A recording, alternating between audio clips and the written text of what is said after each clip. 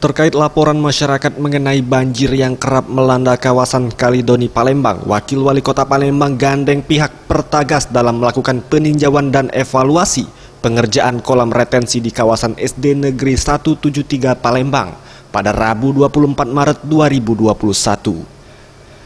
Di sela peninjauan, Wakil Wali Kota Palembang Fitriyanti Agustinda meminta pihak Pertagas untuk dapat berkoordinasi dengan pemerintah Kota Palembang dalam menangani masalah banjir di kawasan Kalidoni. Dikarenakan pada saluran air yang menuju ke kolam retensi sementara yang hendak diperbaiki terdapat pipa Pertagas, sehingga butuh penanganan dari tim ahli agar tidak terjadi kebocoran gas. Kita mohon supaya Pertagas ikut bersama-sama dengan pemerintah dan masyarakat untuk menanggulangi masalah banjir. Kenapa?